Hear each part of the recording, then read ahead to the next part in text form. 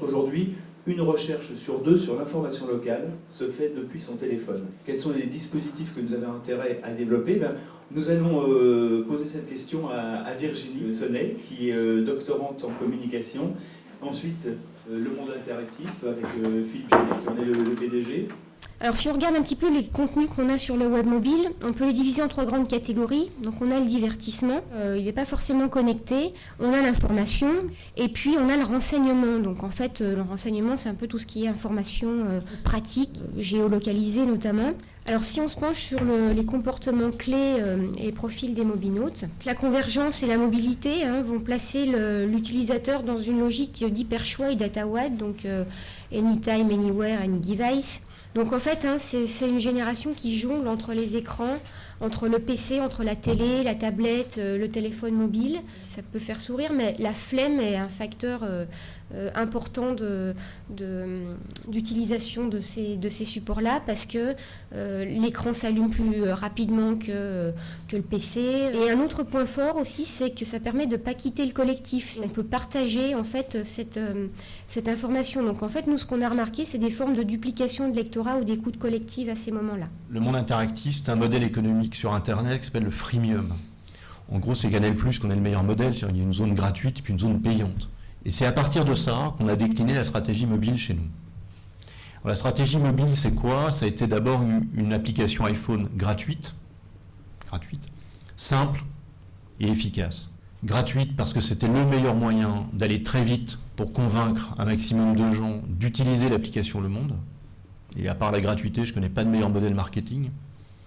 Simple, parce qu'aujourd'hui, quand vous achetez un iPhone ou un iPad, il n'y a pas de mode d'emploi dedans.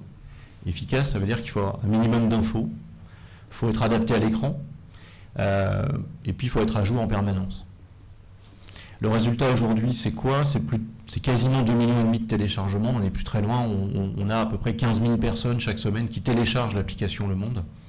On s'est rendu compte très vite que, alors que le web avait une consommation horaire de bureau, majoritairement le web c'est 9h, 19h.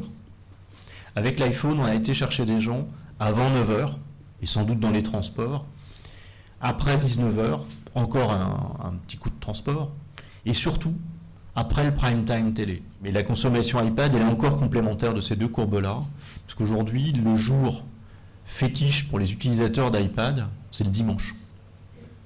Ce qui est quand même une énorme surprise pour nous, on ne s'attendait pas du tout à ça. On pensait que ce serait un usage en mobilité. Or, l'usage de l'iPad, c'est effectivement un usage en canapé. En gros, ma question, que représente Android par rapport à Apple? Android, c'est 1/30 de l'iPhone aujourd'hui. Pourquoi un mobinaute irait sur Facebook pour découvrir des informations qu'il peut trouver sur le... Il ne va pas sur Facebook pour avoir les infos, il a juste un ami qui lui a dit « va voir cet article-là du Monde ». On ne peut pas rêver mieux en termes de marketing. Pour nous, la recommandation, c'est le nec plus ultra. Est-ce que l'avenir de la presse, de cette presse quotidienne, c'est pas aussi d'amener les jeunes? Ce sont de gros consommateurs de vidéos. Alors est-ce que c'est pas paradoxal avec ce que vous disiez tout à l'heure? Vous disiez, moi les vidéos, je ne veux pas en proposer parce que c'est pas propre. Non, j'ai pas dit ça. Je vais préciser. Si vous allez sur le site Le Monde, sur iPad ou sur iPhone, il y a des vidéos. Évidemment, il y a des vidéos. Et il y en aura de plus en plus. Maintenant, il faut que la vidéo soit pertinente. Pour les vidéos, ce qu'on a relevé, c'est qu'il faut qu'elles aient un potentiel de circulation important. Le buzz. Oui, le buzz. En fait, il faut garder en tête que sur cette génération-là, c'est vraiment du fast info, quoi. Le contenu, il faut qu'il soit captivant dans les premières secondes, sinon il disparaît tout de suite.